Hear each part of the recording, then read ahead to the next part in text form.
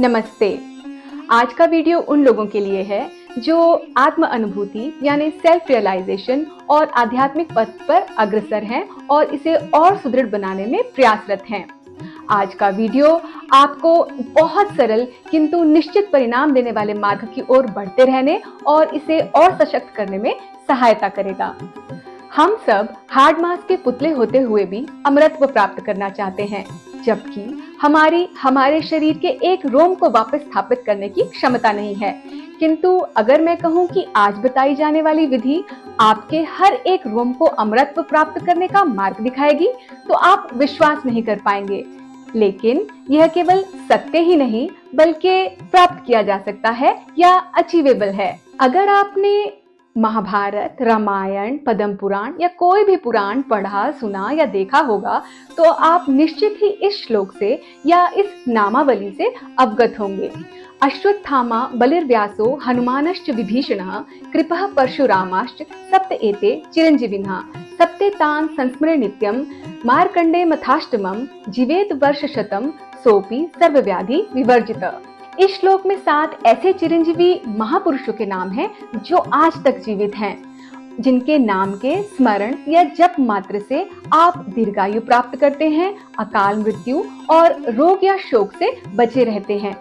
अब ये सारा ज्ञान इसलिए ताकि आप ये समझ पाएं कि अगर ये महापुरुष, महाज्ञानी, महामानव, महर्षि मानव देह में रहकर यह सब कर पाए, तो आप या मैं क्यों नहीं।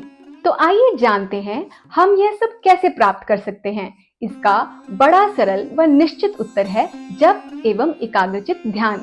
तो आइए गहराई में गोता लगाते हैं और इस जप रूपी मोती को प्राप्त करने का प्रयास करते हैं।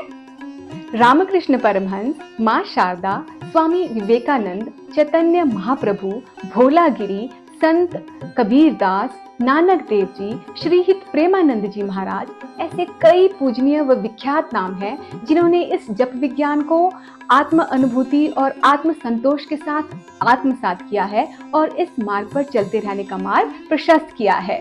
तो जप क्या है?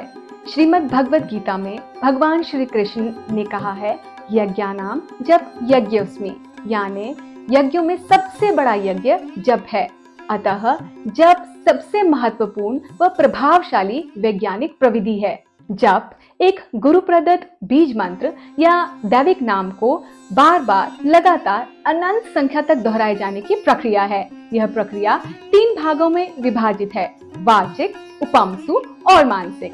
जब हम किसी भगवत नाम या बीज मंत्र को जोर जोर से बोलकर दोहराते हैं, तब वह प्रक्रिया वाचिक जप कहलाती है, और जब हम किसी बीज मंत्र या भगवत नाम को अपने होंठ व जिह्वा का प्रयोग करके बिना ध्वनि के दोहराते हैं, तब वह प्रक्रिया उपमसु जप कहलाती है। और यही नाम और बीज मंत्र जब हम पूर्ण समर्पण के साथ स्थिर बैठकर अपने मन में दोहराते हैं, तब हम इसके तीसरे प्रकार यानी मानसिक जप की साधना करते हैं। और मानसिक जप जपों में सर्वश्रेष्ठ माना गया है। जप करना यानी ध्वनि को उपयोग में लाना। तो जब भी हम कुछ बोलते हैं तो ध्वनि प्रकट होती है, ध्वनि से कंपन उत्पन्न होता है यानी वाइब्रेशन होता है, और वाइब्रेशन से हमारे भीतर कुछ ज्योमेट्रिकल पैटर्न्स बनने लगते हैं या ऑलरेडी प्रेजेंट ज्योमेट्रिकल पैटर्न्स इस ध्वनि के साथ वाइब्रेट करने लगते हैं। और ये ज्योमेट्रिकल पैटर्न्स और कुछ नहीं बल्कि आप में प्रेजेंट आपके चक्र हैं, जो किसी भी भगवत नाम या मंत्र की शक्ति के साथ अलाइन होने लगते हैं या खिलने लगते हैं, जिससे आपके शरीर में एक नवीन ऊर्जा और आनंद का प्रवाह होता है। और यही भगवान का सच्चा स्वरूप है। भगवान आनंद है, नित्य नवीन निश्चल आनंद, कभी ना खत्म होने वाला आनंद, हर दिन बढ़ने वाला आनंद, हर श्वास के साथ बढ़ने वाला आनंद, सच्चिदानंद। तो चलिए एक प्रयोग देखते हैं जिससे आपको मंत्रों और जप की शक्ति को समझना और भी आसान हो जाएगा। मैं बात कर रही हूँ साइमैटिक्स की।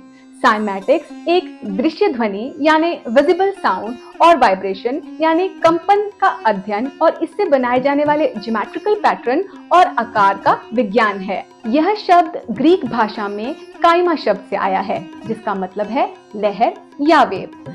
साइमेटिक्स में एक पतली झिल्ली यानी मेम्ब्रेन, डायफ्राम या किसी पतली प्लेट पर छोटे छोटे कणों, लिक्विड या तरल की एक परत चढ़ाकर उसे साउंड वेव की प्रेजेंस में बनने वाले आकार के साथ स्टडी किया जाता है।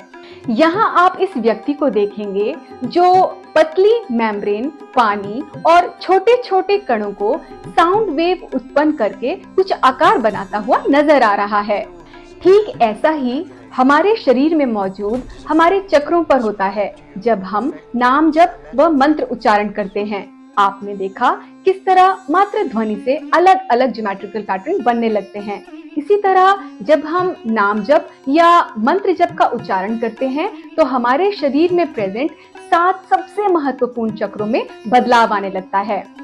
अगर आप हमारा वीडियो पहली बार देख रहे हैं और चक्रों के बारे में जानना चाहते हैं तो आप हमारे इस वीडियो से चक्रों की जानकारी प्राप्त कर सकते हैं। तो आपने देखा किस तरह नाम जप और मंत्र जप के उच्चारण से हमारे भौतिक यानी फिजिकल शरीर में बदलाव आते हैं। ये बदलाव केवल भौतिक शरीर में नहीं बल्कि हमारे एस्ट्रल और कॉजल शरीर में भी आते हैं, यानी कारण और सूक्ष्म शरीर में भी आते हैं। जब हम जप को पूरक, रेचक और कुंभक प्रक्रिया के साथ करते हैं, जैसे इस वीडियो में रामदेव जी द्वारा बताया गया है, जो महर्षि पतंजलि द्वारा प्रदत्त प्रक्रिया है। श्वासों को बाहर छोड़ना, इसको रेचक कहते हैं। श्वास को अंदर भर करके अंदर ही रोक लिया, इसको अभ्यंतर कुंभक कहते हैं। बाहर छोड़ के बाहर रोक दिया, इसको बाह्य कुंभक कहते हैं। जब हम इस प्रक्रिया को जप के साथ में प्रयोग में लाते हैं तब हम गुरु प्रदत्त मंत्र की शक्ति से अपने सभी 7 चक्रों को एक्टिवेट कर पाते हैं और अपने शरीर से टॉक्सिन्स को बाहर फेंक पाते हैं। और इस प्रक्रिया से हमारा मन, बुद्धि व आत्मा एकाग्रचित हो जाता है। एकाग्रचित के साथ हमारे श्वास लेने की प्रक्रिया घट जाती है। ऐसा व्यक्ति अनचाहे ही बिना श्वास के ध्यान की गहराई तक पहुंच पाता है और तब यह जप नाद में बदल जाता है। ऐसा व्यक्ति अपने भीतर कई प्रकार की आध्यात्मिक ध्वनियां जैसे शंखनाद, घंटानाद, भौरे के भिनभिनाने की आवाज, समुद्र की लहरों की आवाज के साथ एक रूप हो पाता है।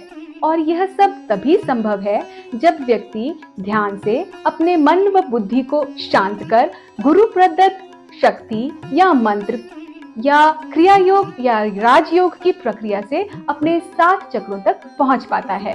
तो इस तरह हमारे 7 चक्र सक्रिय हो जाते हैं और अंततः यह नाद ज्योति में परिवर्तित हो जाता है। ऐसा करने वाला अभ्यासार्थी अपने भीतर ज्योति या स्पिरिचुअल आई को देख पाता है और यही वह स्थिति है जहां हम जप के माध्यम से पहुंचना चाहते थे।